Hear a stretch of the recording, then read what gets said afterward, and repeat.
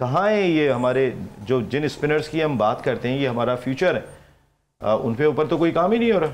देखिए जिस तरह बाबर की बात हो रही है तो ऑलरेडी मैं आपको 2-4 प्रोग्राम में पहले बोल चुका हूँ कि बाबर को ना अब रेस्ट चाहिए थोड़ा सा। वो मेंटली इतनी क्रिकेट में इन्वॉल्व हो गया है कि शायद मैं ये समझ रहा हूँ बैट पैच नहीं कहूँगा मैं इस चीज़ को, क्योंकि बाबर पे बैट पैच मैं नहीं समझ सकता कि आना चाहिए। बाबर को आसमान से जावेद मियांदाद पे आ गया, विविन रिचर्ड पे आ गया, सुनील गावस्कर पे आ गया। जी जी बिल्कुल। उस टाइम पर वो जो लोग थे जो जिन प्लेयरों के आप नाम ले रहे हैं उनके साथ आगे पीछे रिप्लेसमेंट्स और जो साथ खेल रहे थे उनका बड़ा फर्क होता है। अभी जैसे बाबर है तो अकेला बाबर ही आपके सामने नजर आता है। ये बात है कि उस टाइम पर अब जैसे आप आज से 10 साल पहले 15 साल पहले चले हैं तो मोहम्मद यूसुफ, फिर उसके बाद इंजमाम, उसके बाद यूनुस खान, यानी कि नाम थे बड़े जो ऑलरेडी हुआ करती थी। उसके पीछे जो बैकअप था वो जाया हुआ। मिसबा को इतना लेट चांस क्यों मिला? क्योंकि वो ऊपर से मिडिल ऑर्डर खाली नहीं हो रहा था। बिल्कुल सही। तो इस तरह अब बाबर पे कोई प्रेशर नहीं है इस किस्म का कि इसको या ओपन का प्रॉब्लम है या कोई इसको बिठाने का सोच रहे हैं या कोई इससे कोई ऐसी बात है, लेकिन मैं ये समझ रहा हूँ कि वो थोड़ा सा मेंटली डिस्टर्ब है। उसको अभी चाहिए रेस्ट, उसको रेस्ट करना चाहिए।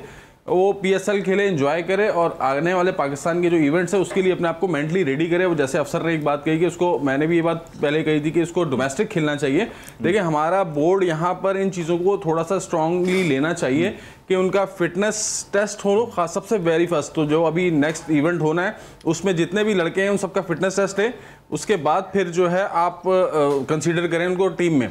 अगर ये सब चीजें होंगी तो फिर इंशाल्लाह हर प्लेयर परफॉर्म करता है। आपको फिटनेस में प्रॉब्लम लग रही है? मुझे थोड़ी सी फिटनेस का भी इशू लग रहा है। देखें उसकी फिजिक चलते हुए और रनिंग बिटवीन द विकेट में वो उसकी एक जैसे कोहली है जो जितना एक ब्रांड है